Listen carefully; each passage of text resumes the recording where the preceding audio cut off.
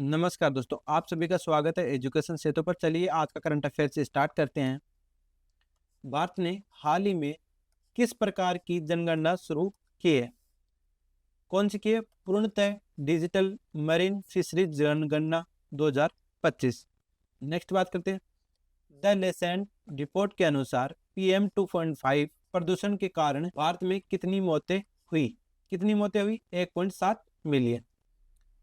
इन मौतों में से 44% का कारण जीवाश्म ईंधन, कोयला, पेट्रोल और गैस था।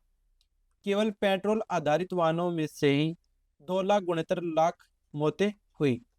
इस प्रदूषण से भारत को 3.39.4 बिलियन अमेरिकी डॉलर का आर्थिक नुकसान हुआ, जो देश की GDP का 9.5% है। नेक्स्ट बात करते हैं।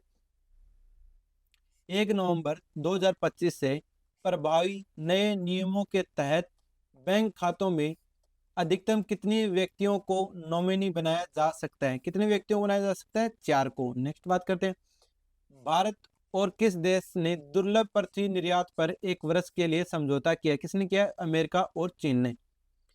चीन ने भारतीय कंपनियों को दुर्लभ पृथ्वी मैग्नेट के निर्यात के लिए लाइसेंस जारी किए हैं, जो पहले अप्रैल 2025 से रोक दिए गए थे। यह समझौता अमेरिका और चीन के बीच व्यापार वार्ता के बाद हुआ, जिसमें चीन ने वैश्विक निर्यात को 1 साल तक जारी रखने पर सहमति जताई। इससे भारत के इलेक्ट्रॉनिक वाहन और इलेक्ट्रॉनिक्स और रक्षा उद्योगों को राहत मिली, जो इन तत्वों पर निर्भर है। नेक्स्ट बात करते हैं।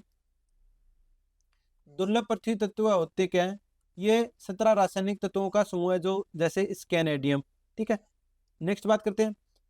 चीन वैश्विक दुर्लभ पृथ्वी उत्पादन का लगभग 90% नियंत्रण करता है। ठीक है।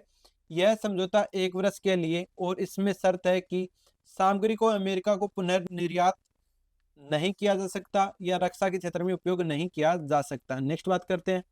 UDI द्वारा शुरू किए गए आधार विजन 2025 का मुख्य उद्देश्य क्या है? उन्नत तकनीकों का उपयोग कर आधार को भविष्य के लिए तैयार करना। और इसके विजन क्या है?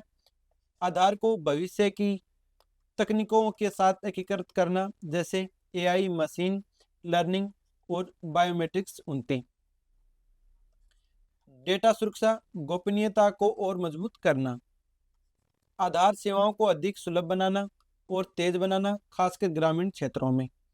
डिजिटल इंडिया मिशन को समर्थन देना, ताकि सरकारी योजनाओं का लाभ सीधे नागरिकों तक पहुंचे। नेक्स्ट बात करते हैं। हाल ही में किस देश ने AI आधारित चुनाव प्रणाली लागू? किसने की? एस्टोनिया। AI एल्गोरिथम मतदाता डेटा का विश्लेषण करता है और धोखाधड़ी की संभावना को पहचानता है। ई-वोटिंग प्रणाली पहले से ही एस्टोनिया में प्रचलित है, जिससे अब AI और अधिक सुरक्षित बनाया गया है। यह प्रणाली डेटा गोपनीयता, पारदर्शिता, साइबर सुरक्षा को प्राथमिकता देती है। एस्टोनिया को डिजिटल गवर्नेंस में अग्रणी माना जाता है, जैसे ई-रेजिडेंसी, ई-टैक्स, ई-हेल्थ। नेक्स्ट बात करते हैं। शिक्षा मंत्रालय ने किस कक्षा से AI पाठ्यक्रम लागू करने का निर्णय लिया? किससे? कक्षा 3 से। यह पाठ्यक्रम शैक्षणिक स्तर 2026-27 से देश भर के स्कूलों में लागू होगा।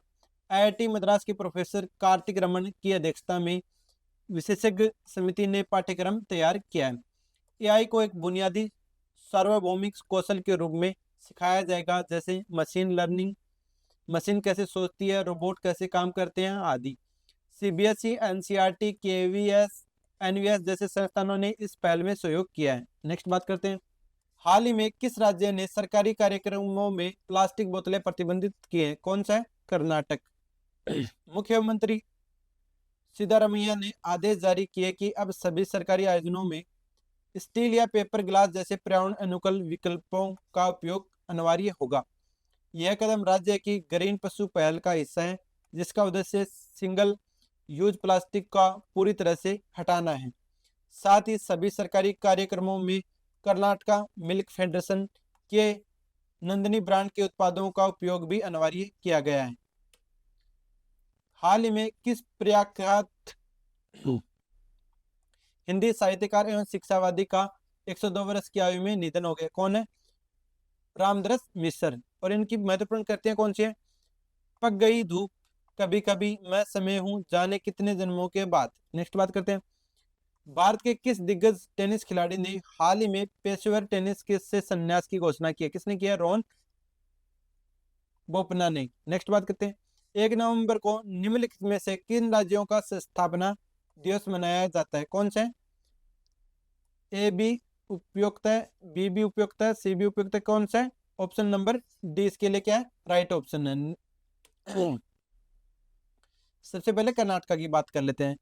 पहले मैसूर राज्य था, बाद में कर्नाटक नाम मिला। ठीक है, फिर क्या क्या कर लेते हैं, केरल की बात कर लेते हैं। भाषाई आधार पर पुनर्गठन के बाद बना है। मध्य प्रदेश राज्य पुनर्गठन अधिनियम के तहत गठित हुआ है। हरियाणा क्या हुआ है, कब हुआ है? 1966 में पंजाब से अलग होकर बना है। पंजाब क्या है?